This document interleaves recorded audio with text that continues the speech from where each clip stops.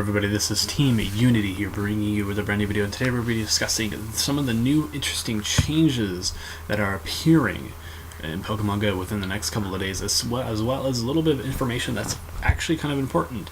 Yesterday I speculated that Darkrai could have been the legendary raid boss for the Halloween event, and it turns out that I'm completely wrong. If you watch the trailer, you can actually see Giratina, so which it possibly means that Giratina is going to be the raid boss for that, which is pretty cool. Giratina, it might have some impact on the meta, but we will definitely have to wait and see how that goes. But the most important thing here is that there's going to be some different there's going to be some interesting changes happening to Pokemon Go leading up to Generation 4. So the first thing we're going to be discussing is the changes in migration and Pokemon behavior overall, which actually is very exciting. We haven't had anything like this in quite some time, where the rework of migration and how Pokemon behaved in spawn rates occurred in about a year, I think. So we're just going to go into it. So as you explore the world of Pokemon Go, the following changes will affect the Pokemon that appear around you. We are making adjustments to weather, and moving forward, it will have a reduced effect on the rate at which Pokemon appear. Which, I mean, I guess if you're like me and it rained a ton yesterday, you won't be catching a ton of Illumini's because they're a bug type Pokemon and they appear more frequently in the rain. Thanks. I would actually really appreciate that. And I guess when it's partly cloudy, you won't get flooded with Rattata or Sentra, which will be fine, which is fantastic. As you explore a given area, you will notice that a greater variety of Pokemon species will appear over time and at different rates. So this could possibly mean that this not having nests, they're not going to have nests in every location, like there's a Pokestop, but there's going to be a different variety of Pokemon that is going to appear over time at certain specific points of the day. So like we might see some, which is really cool because I think diversifying the rate at which Pokemon spawn, that are not just like common dumb Pokemon like you see Rattatas or Zillias and stuff like that, and seeing a bit more interesting Pokemon will be definitely really good. I think that's fantastic. And certain areas such as parks and nature reserves will now contain more varied Pokemon species. Now this could actually mean an entire rework of the nest migration system. Currently the nest migration system only gives you a specific Pokemon that is allocated toward that specific nest. Sometimes it changes based on where you are. It changes every 2 weeks. Right now, my nest right now is currently just a Wingull, which is fine.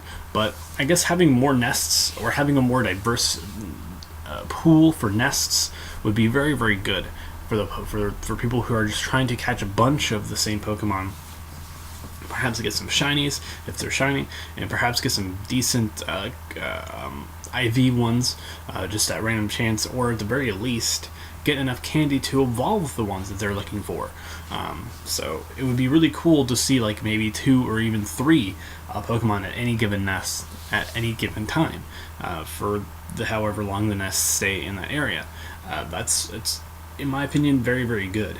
I think just a rework of nest migration and how Pokemon are found is going to be a very good way to encourage people to go out and play the game a bit more, because there's a likelihood that you're going to find something better or at least different.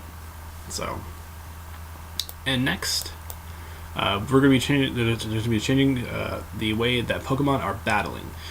So we also wanted to use this opportunity to rebalance the in-game battle mechanics. You may have noticed some of the following changes in the upcoming weeks. This is going to be very good. We're supposed to be getting PvP at some point, but who knows when that's going to happen. But I think this is going to be a very gradual step forward for that. So CP values will be adjusted going forward to improve the game balance, which I guess is very good, because that means Blissey won't be as strong of a Pokemon as it is currently. It is currently the best gym defender in the entire game, so perhaps it might take a little bit of a step back. It might still be the best one, but it won't be like overbearingly the best. Like it won't be like completely like tier 0, I think. HP value will be adjusted to close the gap between high HP Pokemon and low HP Pokemon. So, I guess, for example, if, again, because Blissey has an incredibly high HP value, Pokemon with a lower HP value will be a little bit closer to it, or Blissey will come to them. You'll have to wait and see how that one it works out. Pokemon defense and stamina will also be retroactively rebalanced, allowing high defensive Pokemon to be valuable in battle by outlasting opponents rather than simply running out the clock. So this could potentially also mean that they're doing away with the clock system, which would be fine, because I think if they remove the clock system from gym battling, it would make taking down gyms not easier, but it'll make it less stressful for people who are actively trying to defend gyms and actively trying to take down gyms for their teams. And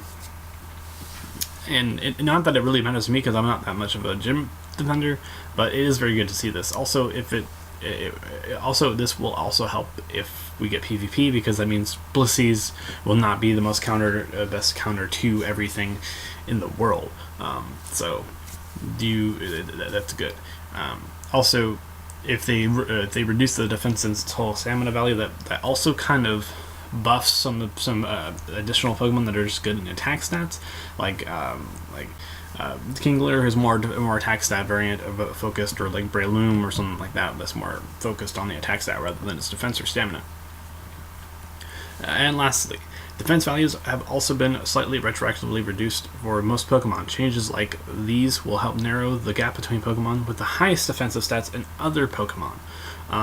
So I guess best case, I guess the way that they could word this, best example for this would be like if the Reggies were allowed to be in gyms or something like that. Those defense stats will be, because they have one of the best defense stats in the entire game if they were able to be put in gyms. But if you curve it a bit, you could probably effectively see a different metagame form. Like I said, Blissey doesn't have the best defense stat, but it has a decent defense stat, so it might change the variants of Pokemon that are going to be affecting how gyms and battles work overall. It also could affect raids very well too, or differently as well, because certain Pokemon are better at raids because they last longer. And that might actually be kind of a downside, but we will have to wait and see on how that works. So I think overall these are very good changes. I'm actually really, really excited for the nest migration and the Pokemon behavior spawn rates to change. I'm also excited for the battle effectiveness stuff. That would be really cool to see. And yeah, that's pretty much all I have to say about that. So if you guys did enjoy, please leave a comment in the comment section below. This has been Team Unity, signing out.